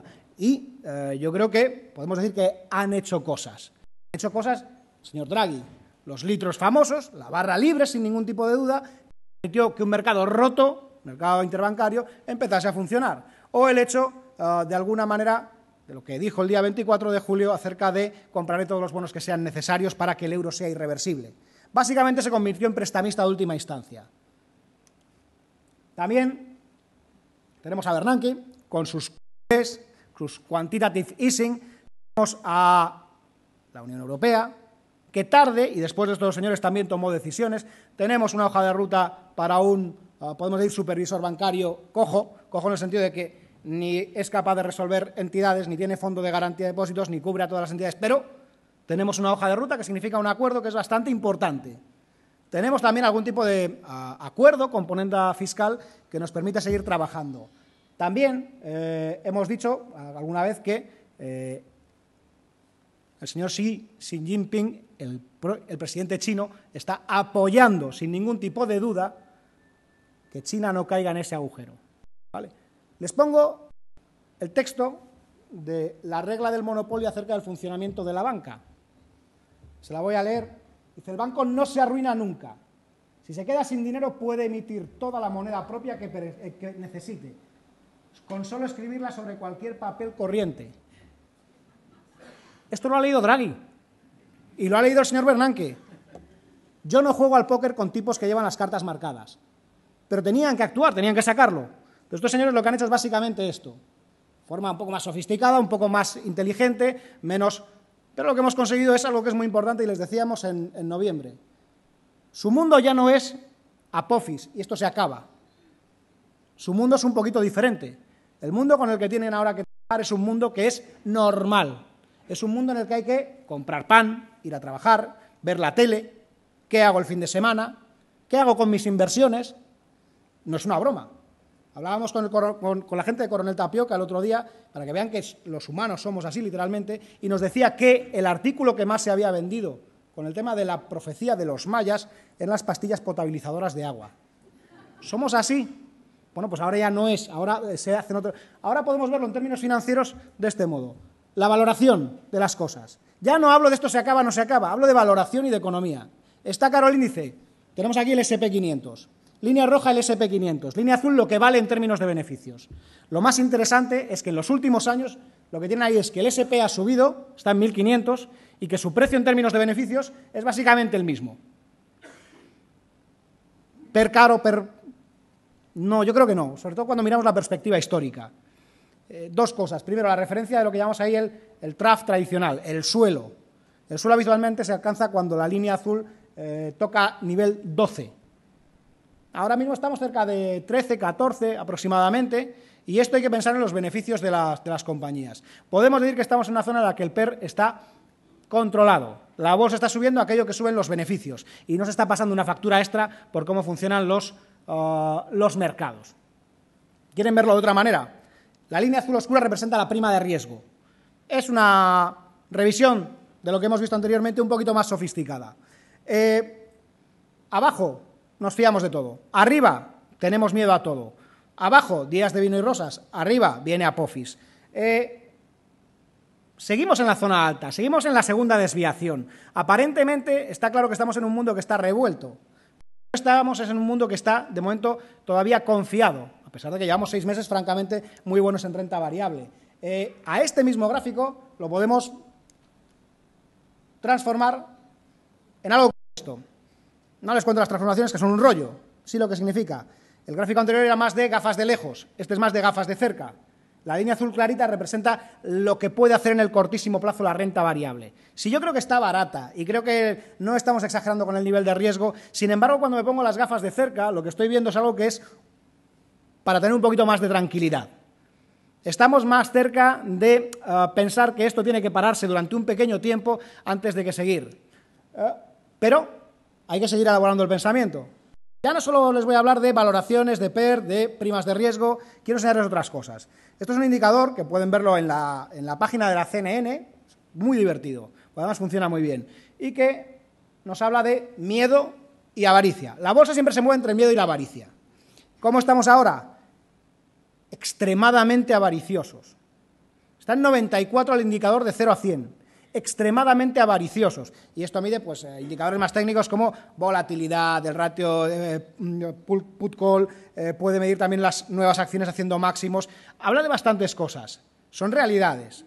Estamos en un punto de extrema avaricia, y esto funciona como un sentimiento contrario. Cuando todo esto está en extrema avaricia, lo normal es que el mercado se tome un descanso. Si estuviéramos en la zona roja, de miedo extremo, les diría ya comprar renta variable. Y cuando uno pone este marcador, este velocímetro en el tiempo, ve que estamos en una zona de altos. Su gran pregunta puede ser, pues, ¿hay complacencia entonces en el nivel actual? Pues yo diría que sí, pero el apellido que le ponemos a esa frase, el de los fundamentales no son malos, para nosotros resulta crítica. Ahora bien, segunda línea, es más que probable que el mercado se tome un respiro. No me pregunten por qué lo va a hacer o cuál va a ser el catalizador. No lo tengo claro, no soy adivino, pero sí parece que esto puede ocurrir. Y una cuestión final. Oye, pero si nos hablas de un recorte profundo, duradero, volvemos al año 2008, nuestra respuesta para esto es no. Otro gráfico un poco complicado. Y les voy a contar, la línea azul representa lo que los estrategas opinamos. Y nos la pone la gente de Merrill Lynch porque siempre nos equivocamos. Cuando estamos arriba, ese pico, esa cresta, eso es básicamente el año 2000, 2001, que recordarán ustedes que la bolsa hizo máximos. Por aquel entonces todos los estrategas, como manada, opinábamos que la bolsa iba a seguir subiendo. Nos equivocamos de pleno. Y hemos ido bajando nuestro optimismo acerca de las acciones durante los últimos 11 años. Y ahora estamos con un pesimismo máximo. Y esto funciona al revés. Ahora mismo los estrategas lo que tienen es las carteras básicamente poco invertidas para lo que estaban invertidas en ciclos pasados y tienen mucha liquidez. En consecuencia, yo les diría, la bolsa no está cara, bajo ningún tipo de métrica tradicional, la bolsa está con algo de avaricia de corto plazo y tendría que recortar durante las próximas semanas, pero probablemente, yo creo que lo han señalado tanto Ignacio como David, estamos probablemente en las puertas de un ciclo alcista sostenible en el tiempo, que esto no es línea recta, pero desde luego que es bastante positivo. Mi primer mensaje, en un mundo en el que no viene Apophis a destrozarnos, vamos a mirar las cosas con un poquito más de perspectiva y parece que tienen buen aspecto. Más cosas. El apetito por la rentabilidad, por el yield, que decimos, la renta fija. Esto básicamente ha sido un festival. Desde el año 2008, en la parte más profesional. Durante 2011, para clientes. Muchos de ustedes además saben que nosotros hemos estado distribuyendo productos de renta fija para clientes. Pero es que en el último semestre esto ha sido la fiesta. Están comiéndose ahora ya las aceitunas. Ya no queda nada del resto. Esta es nuestra opinión. Os lo pongo con un ejemplo. En octubre de 2012, el 24 de octubre, que está a un trimestre de aquí, de hoy, hace 3 meses, SP rebajaba el rating a 5 comunidades autónomas, entre ellas a la Comunidad de Madrid, que estaba en mitad de una ampliación de una emisión que tenía que básicamente no pudo llevar a cabo. Tuvo que suspenderla. ¿Por qué? No lo querían. Y si querían quedarse con ella, le ofrecían unas condiciones que eran leoninas. Y en enero, ¿cómo cambia la historia? Literalmente. La Comunidad de Madrid completa la mayor emisión de una comunidad autónoma, 2.270 millones de euros. Querían colocar 1.000, pero como le pidieron 3.000, pues toma, aquí tienes 2.270. Y a unos tipos, 5,75, que están bien. Son las mismas personas básicamente las que están comprando o vendiendo. Ha obrado sobre ellos ese milagro que decíamos antes, de ese cambio de perspectiva. Pero estamos llegando a un punto en el que al menos nosotros creemos que las cosas son un poquito diferentes. La falta de credibilidad en la renta variable que les mostraba en el último gráfico, el hecho de que la gente no quisiera comprar renta variable y prefiriera la renta fija, ha hecho que el mercado en renta fija cometa algunas tropelías, sin carga peyorativa. Ha corrido mucho. Si tengo que elegir un activo y sé que las empresas están haciendo un trabajo enorme por su credibilidad financiera y no lo tengo claro con la renta variable, y un activo, como decimos siempre, ponemos un ejemplo, un gas natural, aunque sea 2020, te está ofreciendo un 6% de rentabilidad, pues hombre, más se nos tiene que dar el tema si creemos que gas natural va a pagar para que esto no sea una buena inversión. Esto ha sido así. Y de hecho, aquí tienen 2 bonos y un fondo de inversión muy direccional de crédito durante este tiempo. Resultados extraordinarios en unos periodos cortísimos. Gas natural es que ha llegado a estar no al 3,90 que pone ahí, al 3,30. Como decía Ignacio, es que hay algunas cosas que ni pagan la inflación. O el Banco de Santander, 2,79. O el fondo de Invesco, el Euro Corporate Bond, es que ha corrido en 7 meses un 14,7%. Eso es una auténtica barbaridad. Pero piénsenlo de esta manera. La renta variable todavía no refleja el índice, por decirlo así, de tensionamiento en valoración que refleja la renta fija. Y la renta fija me parece que está relativamente cara. Nuestra visión de crédito, de facto, es que no será tan brillante. Me alegra coincidir con menos direccionalidad, más gestión activa, optimal income. Donde vimos rentabilidades por encima del 10%, lo que vamos a ver son 3-5%, que no está mal, que es que estamos hablando de fondos que tienen volatilidades muy bajas y se trata de fondos que tienen una orientación, sobre todo de los que estamos hablando, que pretenden ser activos en la gestión del riesgo. La direccionalidad para nosotros es una historia que está de alguna manera algo acabada. Activos en directo, ¿qué estamos haciendo? ¿Esto va de pagar o no pagar? Entonces lo que estamos haciendo ahora es coger compañías que entendemos después de analizarlas que pagan, alargamos las duraciones, es decir, si tengo un bono 2016, me cojo el de 2017 de la misma compañía. O incorporamos, con algo más de alegría, financieros y periféricos. Periféricos, el bono español, es una magnífica rentabilidad. Hablaba con la gente de la mesa esta mañana, todo el dinero inteligente, el smart money que llaman ellos, ya ha comprado bonos españoles durante la última semana del año pasado. Ahora están parados y esperando. Yo creo que podremos tener probablemente alguna oportunidad de entrar otra vez un poquito mejor. Pero, desde luego, lo del 7% parece un escenario que yo creo que hay que olvidarse. Para nosotros, las rentabilidades, les digo, van a ser algo más modestas y probablemente, incluso en algunos casos, hasta negativas, en esos bonos de más calidad que, desde luego, han corrido bastante. Hay que ser selectivos y, en ese sentido, pues el crédito no es tan favorito como era para nosotros el año pasado. España. Recordarán también la transparencia. Del ataque de nervios que teníamos todos al Cool Brother. Estábamos todos tranquilos. ¿Y qué ha pasado por el camino? ¿Qué ha cambiado en 6 meses la economía? Tranquimacín de Laboratorios Draghi. Al final, el que quieran ustedes, no es que yo sea un experto en ansiolítico, no los tomo, leo cosas, pero lo que tenemos de alguna manera es una situación en la que de repente todo el mundo está absolutamente tranquilo. Pero qué mala es la hemeroteca. Vamos a por el celebérrimo informe de Carmel. Desde gente, pues, un contrainforme de Arcano muy bueno, que desmontó el mismo, pero mucha gente dentro del sector que decía, oye, esto de Carmel, si quiebra España este año ganaremos un 300%. Y lo hacían, pues, basándose en un informe que se llama The Pain in Spain, parafraseando la frase de My Fair Lady. Y lo hacían basándose en temas que, pues, eran curiosos. España tiene un 50% más de deuda de la que indica. Hombre, solo si no sabes leer un poco, no estamos ocultando la deuda de las comunidades, esto todo está publicado, simplemente hay que ser buen analista. Pero bueno, no importa muchas veces lo que es, sino lo que se dice, cómo se dice y cuándo se dice. Hablaban de que los precios de la vivienda caerían otro 35%. Pues no lo sé, puede ser. Yo creo que hay 1 millón de viviendas en stock, que la demanda secular de España pues está en 300.000 viviendas y nos da para 3 añitos de sufrimiento probablemente. Ya está. Hablaba de que la banca era un sector zombie. Bien, bueno, ya teníamos ya por aquel entonces algún tipo de solución encima de la mesa que yo creo que ha ayudado a que la cosa, al menos en la percepción, y ahora lo veremos, mejore. Mercado laboral no es competitivo, luego les voy a enseñar la transparencia, y la UE no tenía ni ganas ni recursos para rescatarnos. Bueno, el ESM, con un acuerdo sobre esto, mostrado voluntad, y el Banco Central Europeo se ha puesto de prestamista de última instancia. ¿Qué pasa? Es que esto tiene efectos sobre la credibilidad. Este titular del Financial Times es de octubre de 2012. Todavía en octubre de 2012, ¿vale? Que esto está aquí al lado. ¿Qué hemos hecho desde entonces? Las cosas en la macro no cambian tanto como para que el tema sea distinto. Pero hay matices, nos habrán oído. Consolidación fiscal, no cumplimos, pero la soga nos la pusimos al cuello nosotros el día que dijimos que había que cumplir un objetivo nominal de déficit. En cristiano, que hay que quitar los intereses, que es mejor, hombre, y hay que tener en cuenta que la economía está cayendo. Vamos a mirar el déficit estructural. Y España está haciendo ahí un esfuerzo que es, cuando menos, reseñable. Y está bien.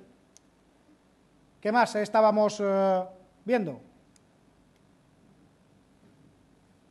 Balanza por cuenta corriente sostenible a largo plazo. Estamos en superávit y ahora mostraremos por qué. Resolución del problema financiero, como ponemos ahí, de aquella manera.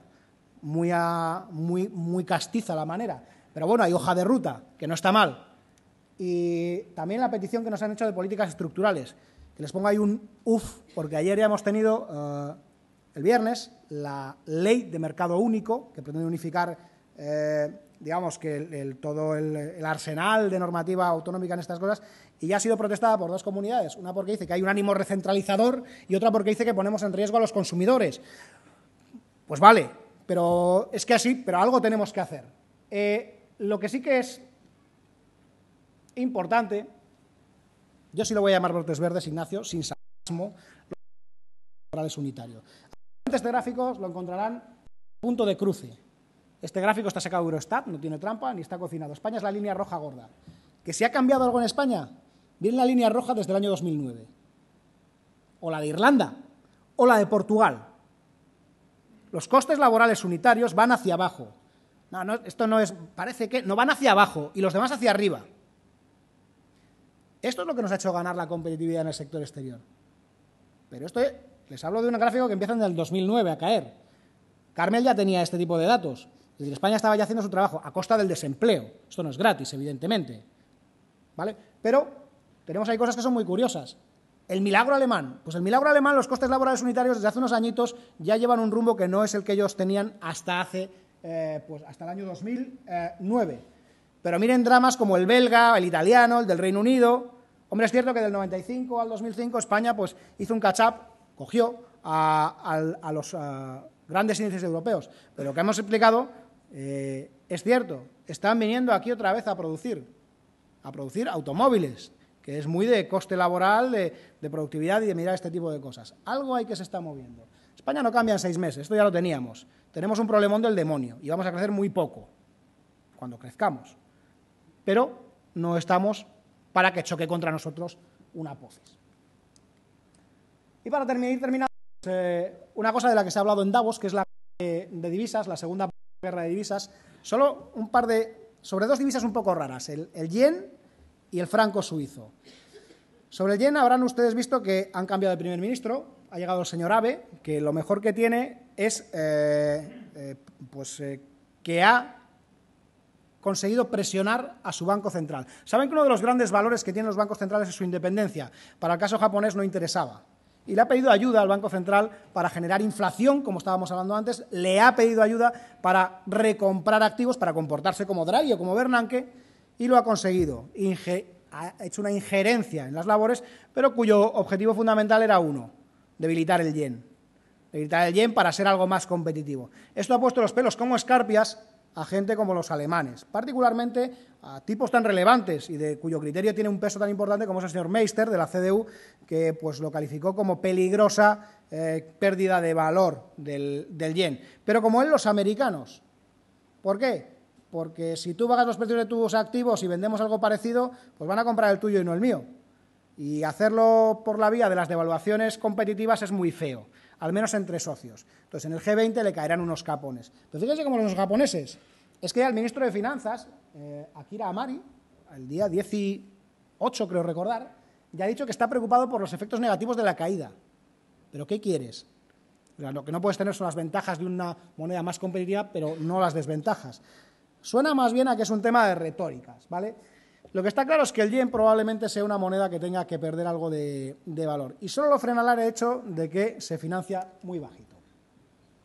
Y esto, que es tanto sofisticado, que es el tipo de cambio efectivo real del yen desde el año 74, nos da esa visión de lo caro, barato que está el yen respecto a las divisas con las que comercia. Pues hombre, cuando uno ve el gráfico así, no es para ponerse nervioso, ni tenso.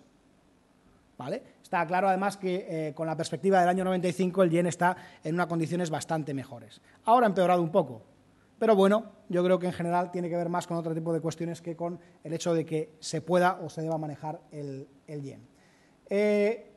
Esta foto es muy parecida. Las líneas de arriba y de abajo, no la que tiene el cuadradito rojo, es lo mismo, el tipo de cambio efectivo real del dólar y del euro. Pues se están moviendo ahí más o menos. En 2012 han cambiado muy poco. Este tipo de cosas es para indicarles que realmente la posición competitiva de una divisa no cambia tanto en el corto plazo. Y terminar con la otra divisa. Franco suizo. Tenía un problema terrible. Se estaba fortaleciendo de manera indebida y el Banco Central el año pasado, recordarán lo que dijo en un momento determinado, es alto, se acabó. A partir de ahora debilitarla. Y lo hace con éxito, porque digamos que debilitar una moneda dándole a la máquina de los billetes, lo del Monopoly, es relativamente sencillo. Pero estamos viendo que hay un debilitamiento adicional. Y empiezan por ahí, no, es que dicen que van a poner el nuevo índice, el nuevo nivel de referencia un poquito más arriba. Yo creo que es otra cosa. Yo creo que es otro signo más de que Suiza, que es un sitio donde el dinero va porque es seguro, es un puerto seguro, está volviendo a salir. Y esto es importante para confirmar lo que decíamos, que estamos probablemente en un mundo que es algo más normal. ¿Riesgo de carry trade? Quizá. Vale, oiga, tradúzcame esto en una recomendación. Muy sencillo. Nosotros a 1,32 estamos largos de dólar. Estamos expuestos a dólar. Hoy nos estamos equivocando, pero seguimos pensando que el dólar en ese rango 1,32, 1,22 o un poquito más arriba va a funcionar relativamente bien. Más cosas. Cerramos con recomendaciones. Una de ETFs. En enero empezamos con México, Italia, China, un ETF de bonos corporativos de grado de inversión en euros y oro en réplica física. Jo, vaya cosas más raras. Es una cartera concentrada, corta, de cosas que en fondo son más difíciles de encontrar, pero que permite, digamos que, algo más de dinamismo. Esa cartera el año pasado, 18%. Los cambiamos una vez al mes, no hace falta hacer locuras con este tipo de cuestiones. Basado en visiones estratégicas, tomamos decisiones. ¿Nos gusta el mundo de los fondos? Ignacio, perdóname, no he puesto el tuyo, ya digo, es bueno, valía para lo de antes de renta fija, discúlpame, pero sí que otros fondos que tenemos aquí, que yo creo que nos gustan mucho. Del Emerging Patrimony no voy a hablar más, de lo que lo ha dicho David. Legg Mason, otro fondo de renta fija en la que el gestor toma decisiones por nosotros. Amundi, una SICAV de gestión global que nos gusta mucho. Ignis Absolute Return, otro fondo de renta fija que también toma decisiones el gestor por nosotros, mucho más tranquilo. ¿Quieren un cable pelado, como les decimos siempre? Pues ahí tienen el Henderson China. Es un fondo con mucha más beta, es un fondo que es para perfiles arriesgadísimos y que en una pequeña proporción de la cartera, para quien crea en emergentes, nosotros lo hacemos, es una cuestión que es interesante. O el Robeco Consumer Trend. Nuestra cartera de perfil intermedio, el año pasado, obtuvo un 9,5% con una volatilidad ligeramente superior al 2%, que está bastante bien. Más cosas. ¿Les gusta la renta variable? Tenemos nombres de renta variable. Aquí les pongo un top de algunas compañías que hemos seleccionado de nuestra lista, es un poco más larga, me parecían los más interesantes. Cisco, IBM, Boeing, Apache, lo que estábamos diciendo, Total, Siemens, Volkswagen, Continental, Acerinox, Amadeus, CAF, Iberdrola, DSM, no son cosas sofisticadas. Sobre todo, miren, la cartera recomendada es una cartera que tiene un PER que no llega a 11 veces. Hablábamos de Estados Unidos de 14. Tiene una rentabilidad por dividendo del 3%. Hablamos de un crecimiento del beneficio del 19%. Es renta variable, no va en línea recta hacia arriba, pero nos parece que estamos apostando por un crecimiento a un precio razonable para este tipo de acciones. Y no cerramos nunca un año y sin pensar en los riesgos que de alguna manera pueden, los apófitos pueden venir por ahí, los cisnes negros que pueden venir por ahí, y le damos una vuelta a algunos de ellos. David ha mencionado uno, el tema de Francia, se empieza a hablar, y es súper curioso, calls de grandes brokers internacionales que dicen, no, España ya no es el problema, ahora el problema es Francia, es la ballena muerta un poco dentro de Europa. Bueno, ni don Juan ni Juanito, pero hay que tener en cuenta que puede ser un problema. El techo de deuda, China, que no acertemos en lo que estamos diciendo, conflictos bélicos, la independencia estadounidense en términos de petróleo, que ustedes creerán que es una cosa muy bonita, muy buena, lo es, supone sumar 8 millones de barriles a la oferta mundial y el hecho de que Estados Unidos, el principal tenedor de armas, pues no dependa del petróleo mundial. Y si le tienen ganas a alguien en el mundo, probablemente sea a Irán. Pues a lo mejor hay que pensar que en 2015 tenemos ahí también en el horizonte un pequeño conflicto un poco más severo. Bueno, pues este tipo de cosas hay que tenerlas en cuenta. Pero lo que es cierto, como demostración final de que, desde luego, cuando uno mete cisne negro en Google, lo que sale ya no es el libro del señor Taleb, que hablaba de los apófis del mundo, sino que de alguna manera nos habla de la señorita Natalie Portman. Nosotros nos quedamos con este cisne negro. Muchas gracias.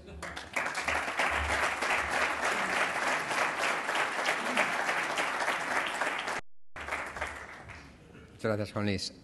Antes de nada, una pequeña súplica. Si algún periodista nos está viendo, por favor, que el titular no sea que Inversis pronostica que en 2 décadas un meteorito llamado Apophis destruirá el mundo y hay que invertir en renta variable, por favor. Bueno, estamos llegando al final. Para la clausura tenemos con nosotros a nuestro consejero delegado, Fernando Herrero. Cuando quieras, Fernando.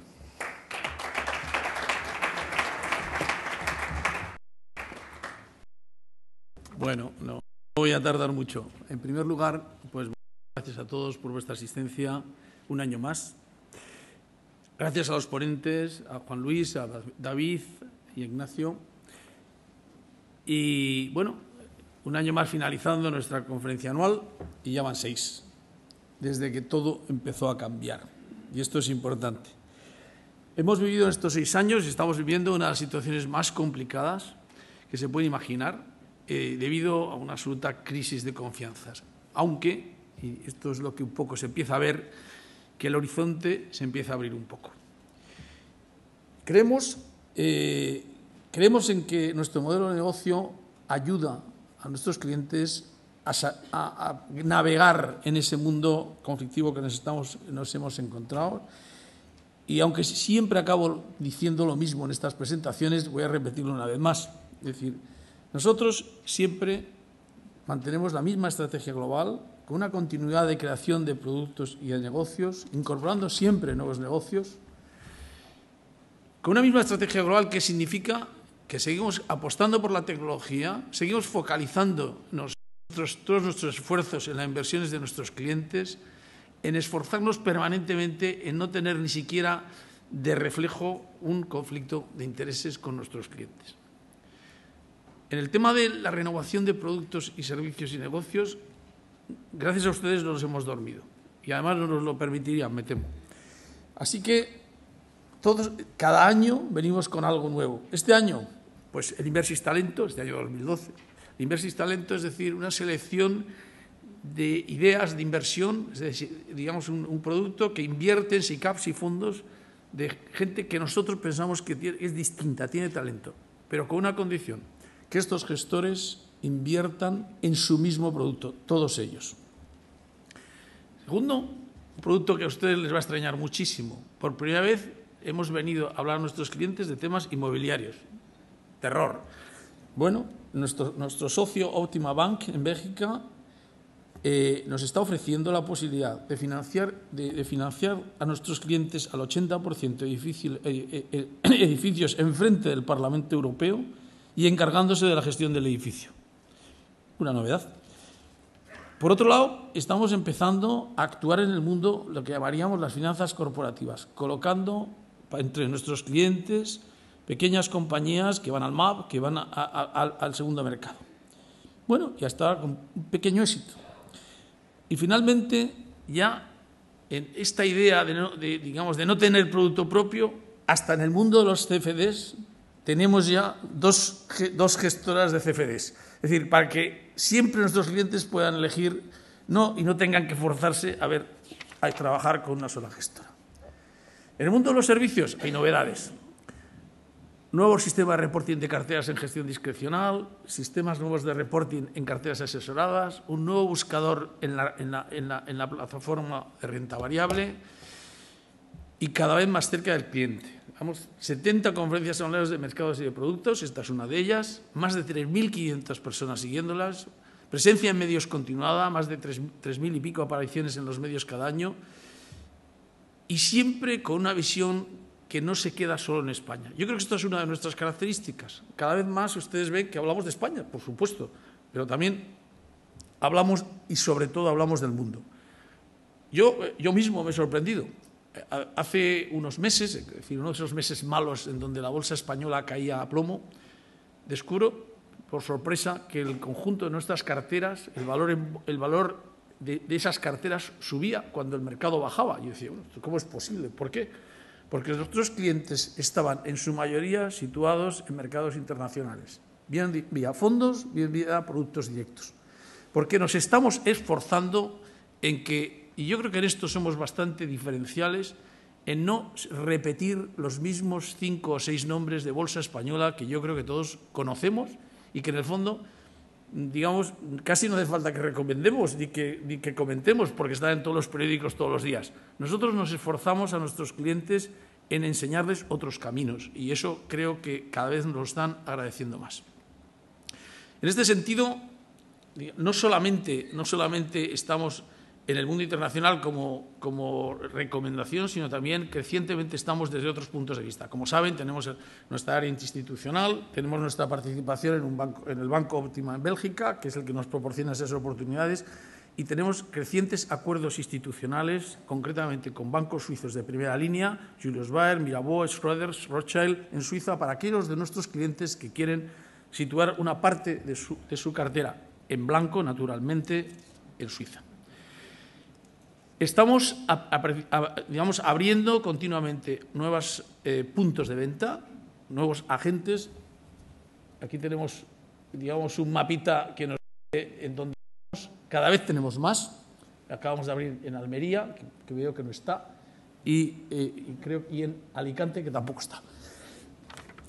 Y finalmente, y ya para acabar, en fin, no quiero darles la lata, hablarles del banco. El banco que sigue con su firme compromiso con ustedes, en búsqueda, y insisto mucho, pero hay que repetirlo muchas veces, pero esto es una parte de la ética de la casa, evitar el conflicto de intereses, pero también haciendo un esfuerzo por lo que para ellos es muy importante en un banco, por mantener la solidez.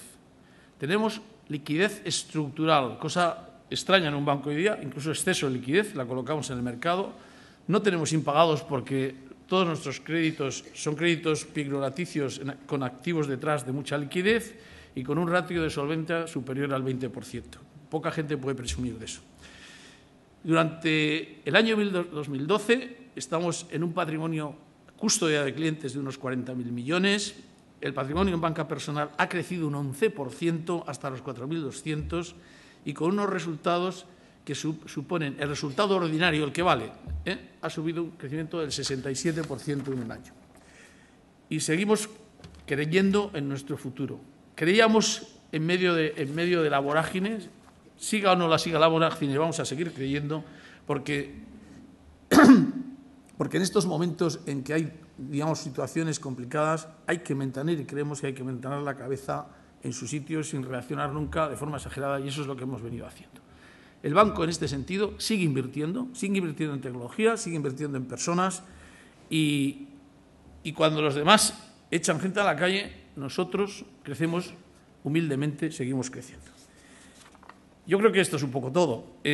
Simplemente querría también aprovechar la oportunidad para agradecer al equipo de Madrid, a Raúl Gallego, a Ana y a todos los agentes financieros de la zona por el esfuerzo que hacen todos los días y por se dejan la vida por el banco. Muchísimas gracias a ustedes y a ellos.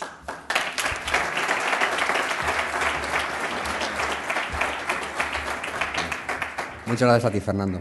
Bueno, lo prometido es deuda y de verdad estamos llegando al final. Simplemente nos gustaría agradecerles su presencia, tanto a los que están aquí físicamente en la sala como a los que nos están viendo por Internet y, por supuesto, a las gestoras que nos han acompañado. Como viene siendo habitual, en la sala contigua le vamos a ofrecer un cóctel. Por favor, me dicen la gente de marketing que no se olvide de dar las encuestas a mis compañeros en la puerta. Nuestra misión, como vine diciendo al principio, es informarles. Esperemos que esta charla les haya servido de utilidad, o al menos, por lo menos, no haberles aburrido mucho. Muchas gracias por su asistencia y hasta la próxima. Les esperamos, como siempre, en las oficinas de Gasset y en los agentes financieros. Gracias.